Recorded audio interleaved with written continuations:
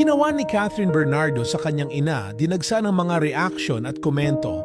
Pinag-uusapan ngayon ang emosyonal na mensahe ni Catherine Bernardo para sa kanyang ina si Min Bernardo na ibinahagi niya sa social media noong January 5. Sa kaarawan ni Mommy Min, hindi pinalampas ng aktres ang pagkakataong ipahayag ang kanyang pagmamahal at pasasalamat sa ina sa isang madamdaming post na umantig sa puso ng marami.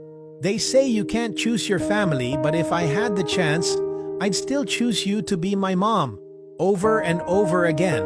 Bahagi ng kanyang mensahe na talaga namang tumagos sa damdamin ng kanyang mga tagahanga. Kwento ni Catherine, hindi naging perpekto ang relasyon nila ng kanyang ina. Tulad ng maraming mag-ina, dumaan din sila sa mga hindi pagkakaunawaan at mga pagtatalo.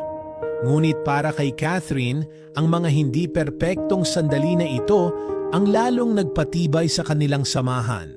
Our relationship may not be perfect, lots of fights and misunderstandings, but it's the imperfect moments that made us stronger. They made me love you even more, anya pa.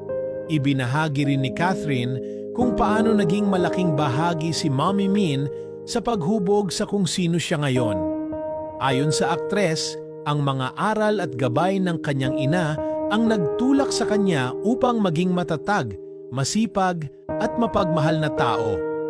Sinabi pa niya na ang kaligayahan ng kanyang ina ay palaging uunahin niya.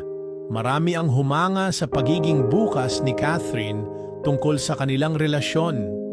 Hindi man laging perpekto, kitang-kita ang matibay na pundasyon ng pagmamahalan nila bilang mag-ina.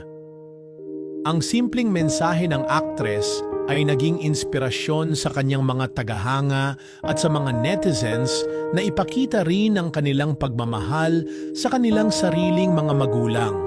Bukod dito, maraming kaibigan ni Catherine mula sa industriya ang nagpadala rin ng pagbati kay Mommy Min. Maging ang mga tagahanga ng aktres ay bumuhos ng suporta at nagpaabot ng kanilang mensahe ng pasasalamat sa ina ni Catherine dahil sa pagpapalaki ng isang mabuting anak at inspirasyon sa marami. Ang mensaheng ito ay nagpapaalala na kahit abala at nasa tuktok ng tagumpay, si Catherine Bernardo ay nananatiling grounded at mapagmahal sa kanyang pamilya.